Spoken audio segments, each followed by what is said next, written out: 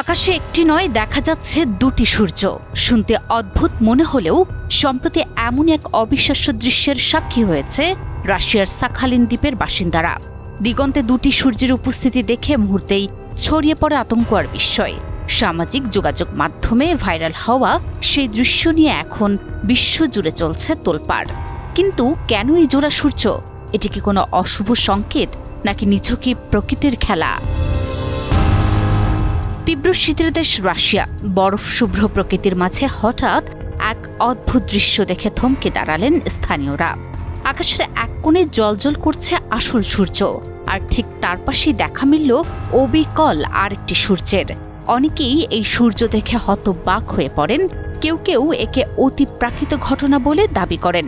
তবে বিজ্ঞানীরা বলছেন অন্য কথা। তাদের মতে এটি কোনো অলৌকিক বিষয় নয়, বরং বায়ুমণ্ডলের একটি বিরল আলোক প্রভাব, যার নাম সানডগ।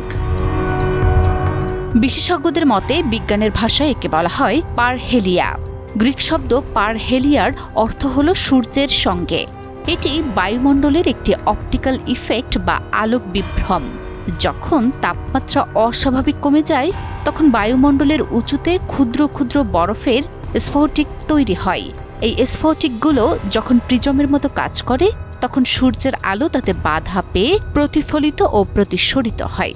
এর ফলে আসল সূর্যের পাশে একটি বা দুটি উজ্জ্বল আলোর বিন্দু তৈরি হয়, যা দূর থেকে দেখলে মনে হয় আকাশে একাধিক সূর্য অবস্থান করছে।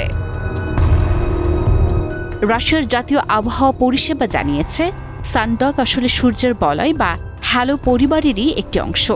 শীতপ্রধান দেশগুলোতে মাঝে মাঝে এমন দৃশ্য দেখা গেলেও এবারের ঘটনাটি তার উজ্জ্বলতার কারণে বিশেষভাবে নজর কেড়েছে। সুতরাং আকাশে জোড়া সূর্য দেখে ভয়ের কিছু নেই, এটি কেবলই প্রকৃতির এক অপূর্ব সুন্দর আলোকচিত্র।